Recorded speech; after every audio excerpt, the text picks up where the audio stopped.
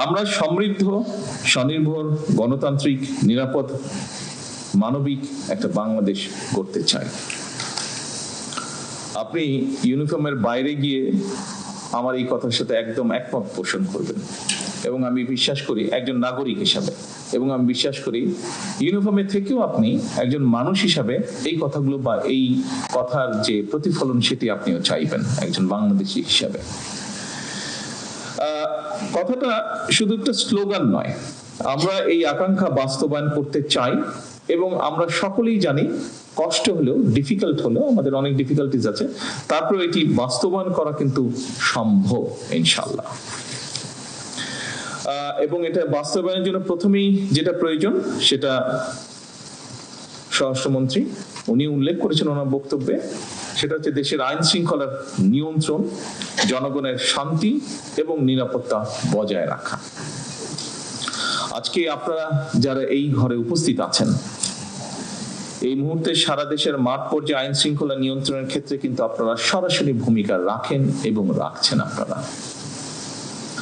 সুতরাং আপনাদের উপরে যে অর্পিত দায়িত্ব, এই দায়িত্বটা যদি সফলভাবে পালনের সক্ষমতার পরিচয় দেন, আমি বিশ্বাস করি যেই কথাটা বলছিলাম যে একটি নিরাপদ মানবিক বাংলাদেশ, বর্তমান সরকারের নিরাপদ বাংলাদেশ প্রতিষ্ঠার পথে এক ধাপ আমরা এগিয়ে যেতে সক্ষম হব।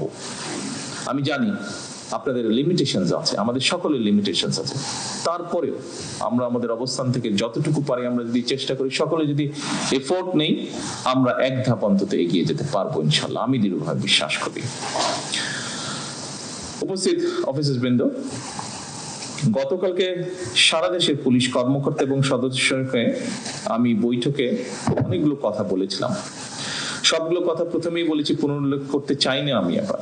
তারপরেও এখানে যে বিষয়টি আলাপ হয়েছে, আবারও এরকম একটা বিষয় নিয়ে আসতে চাই সামনে, সেটা হচ্ছে প্রতিনিয়ত যে প্রযুক্তিগত যে উন্নয়ন, এটা আমাদের এখানে যে অপরাধগুলো হচ্ছে এই টেকনোলজির কারণে এটা ধারণ পাল্টেছে, ফলে স্বাভাবিকভাবে পুলিশ প্রশাসনের কার্যক্রমের যে পরিধি সেটার আরো অনেক ব্যাপক এবং বিস্তৃত হয়েছে। স্বাভাবিকভাবেই বর্তমানের পুলিশের কার্যক্রম এখন আরো অনেক কয়েক দশক আগে যেমন ছিল তেমন না। বলা যায় শুধু যে মাত্র শহর বা জেলার ভিতরেও সীমাবদ্ধ তাও না, বর্তমানে যেটাকে বলে ট্রান্সন্যাশনাল অর্গানাইজড ক্রাইম, বৈশ্বিক বাস্তবতা যেটা, এবং এই কারণেই বিশেষ করে আমাদের প্রত্যেক পুলিশ কর্মকর্তাকে আরো বহুমুখী, দক্ষ হওয়া প্রয়োজন। এটা বোধহয় এখন স্বাভাবিকভাবে আপনারা কাজ করতে গিয়ে এই সমস্যাটা ফেস করছেন, এবং এটা সময়ের একটা দাবি। এরকম বাস্তবতাতেই পুলিশ প্রশাসনের নির্দিষ্ট কিছু পদ নয়, বরং আমি মনে করি প্রত্যেকটা পদই অত্যন্ত গুরুত্বপূর্ণ, প্রত্যেকটি পদ, যার যেখানে যেই পোস্টিং আছেন আপনি। সুতরাং প্রশাসনের সকল পদেই কাজ করার পেশাদারি মানসিকতা থাকাও কিন্তু অত্যন্ত জরুরি। শুধুমাত্র পদোন্নতি কিংবা নিজেদের পছন্দ মতন জায়গায় পোস্টিং এর জন্যই যদি আমরা মনে করে থাকি, তাহলে সেটা আমি মনে করি যে পেশাদারিত্বের সঙ্গে যে আপোষ, সেই আপোষটা হয়ে যায়।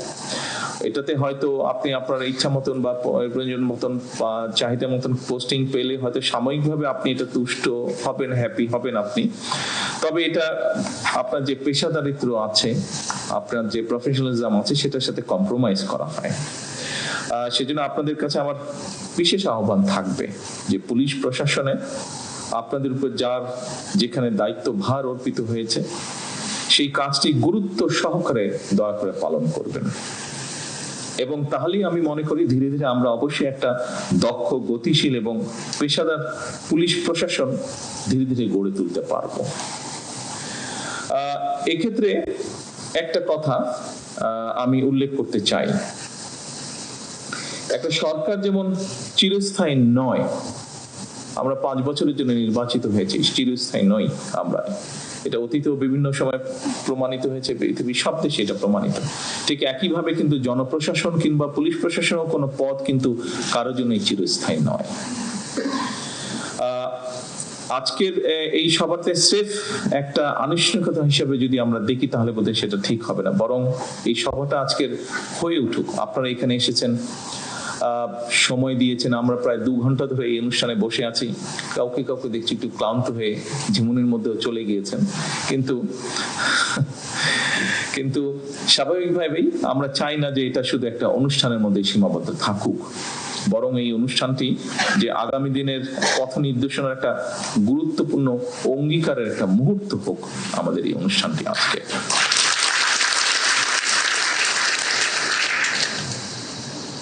অফিসার বৃন্দ, বিশ্বের যে কোনো দেশই একটা সরকারের সাফল্যের জন্য দক্ষ, সাহসী, সৎ, নিরপেক্ষ পুলিশ প্রশাসনের বিকল্প কোনো আছে বলে আমি মনে করি না। এর কোনো বিকল্প নেই। বিপদে পড়লে, যেটি মিনিস্টার সাহেব উল্লেখ করেছেন ওনার বক্তব্যে, গতকালকেও আমি আমার বক্তব্যে বলেছিলাম, আবারও আমি তুলে ধরতে চাই কথাটা, যে বিপদে পড়লে একজন সাধারণ মানুষ কেন, যে কোনো মানুষ, একজন লয়ার হোক, ডাক্তার হোক, ব্যবসায়ী হোক, একজন আপনার যে কোনো পেশার মানুষই কিন্তু প্রথমেই কিন্তু আপনাদের কাছে চায়, অর্থাৎ তার যে এলাকায় লোকাল থানা, পুলিশ থানা, সেখানেই যায়। আমি দৃঢ়ভাবে বিশ্বাস করি, আমি নিজের অভিজ্ঞতা দিয়েও দেখেছি, আমি দৃঢ়ভাবে বিশ্বাস করি সেখানে যে রেসপন্সিবল পুলিশ অফিসার থাকে, পুলিশ সদস্যরা থাকেন, তারা যদি আন্তরিকভাবে চান তাহলে আইনি এবং কৌশলী ভূমিকা নিয়ে কিন্তু অনেক ঘটনা শুরুতেই নিষ্পত্তি করা যায়। এবং গত বিশেষ করে 5 তারিখের পরে এরকম অনেকগুলো প্রমাণ কিন্তু আপনারা রেখেছেন। কৌশলী ভাবেও কিন্তু আমরা অনেক জিনিস, অনেক সিচুয়েশন ট্যাকেল করতে পারি আমরা কৌশলী ভাবে।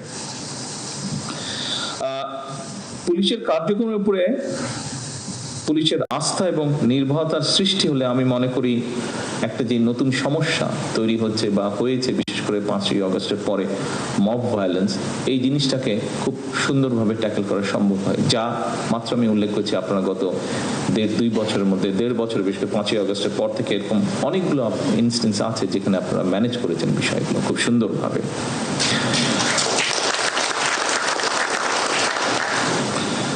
দীর্ঘ 1.5 দশকে আমরা একটা ফাঁসিবাদ শাসনের মধ্যে দিয়ে ছিলাম।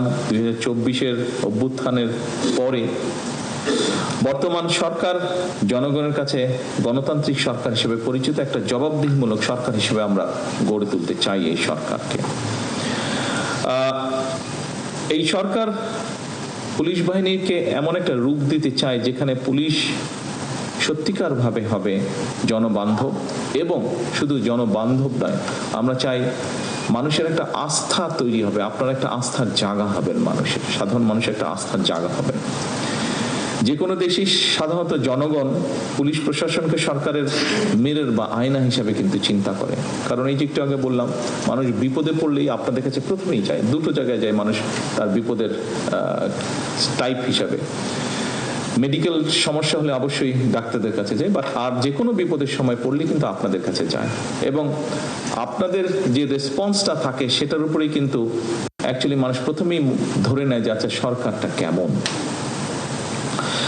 এবং সেজন্য পুলিশ প্রশাসনকে সরকারের আয়না হিসেবে বিবেচনা করা হয়। সুতরাং পুলিশ প্রশাসন সফল হলে কার্যত সেটা সরকারের সফলতা হিসাবেই বিবেচিত হয়।